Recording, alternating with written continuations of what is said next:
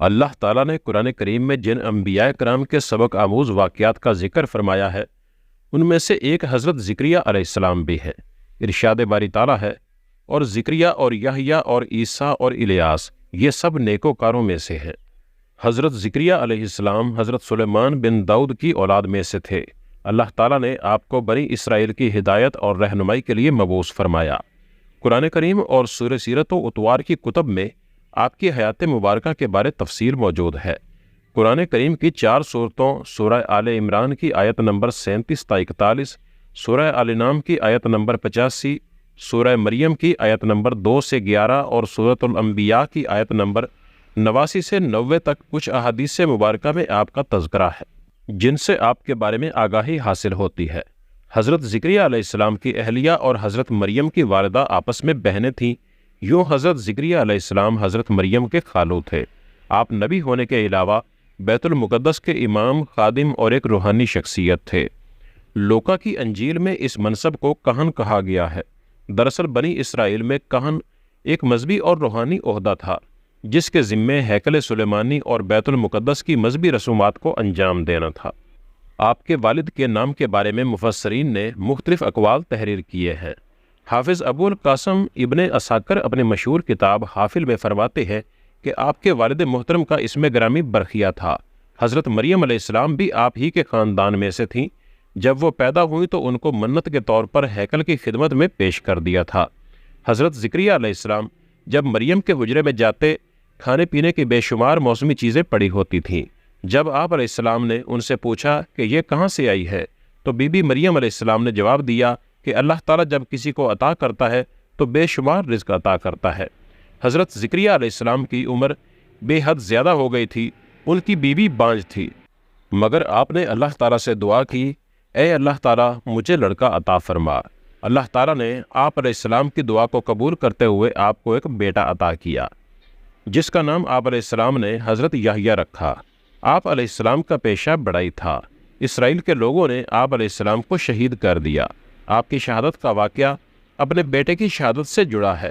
واقعہ کچھ اس طرح ہے کہ اللہ تعالیٰ نے حضرت زکریا علیہ السلام کو بڑھاپے میں ایک لڑکے سے نوازا تھا۔ اس کا نام اللہ تعالیٰ کے حکم سے آپ علیہ السلام نے یحییٰ علیہ السلام رکھا۔ وہ بھی اللہ تعالیٰ کے نبی تھے۔ وہ بڑے نیکوکار پیغمبروں میں سے تھے۔ آپ علیہ السلام کی قبر شام میں الیہ میں ہے۔ حضرت یحییٰ علیہ السلام کے زمانے میں ایک بادشاہ تھا جس کی بیوی بہت ہی بوڑھی ہو گئی تھی۔ اس بڑھیا کی پہلے خاندان سے ایک نوجوان لڑکی تھی۔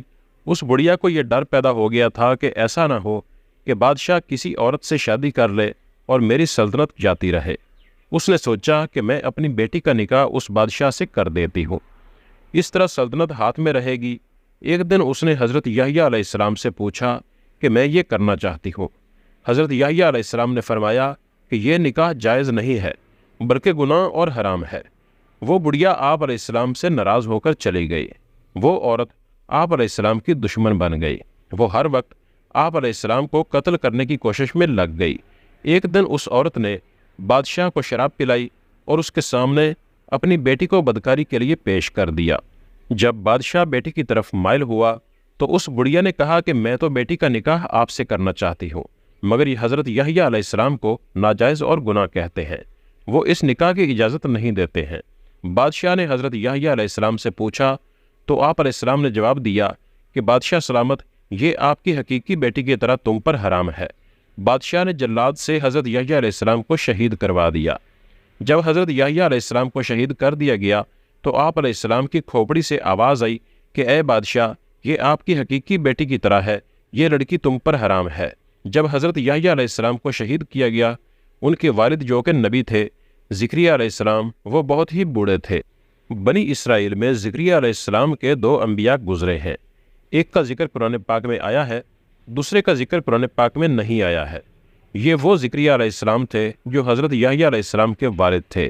قرآن پاک میں صرف ان زکریا علیہ السلام کا ذکر کیا گیا ہے۔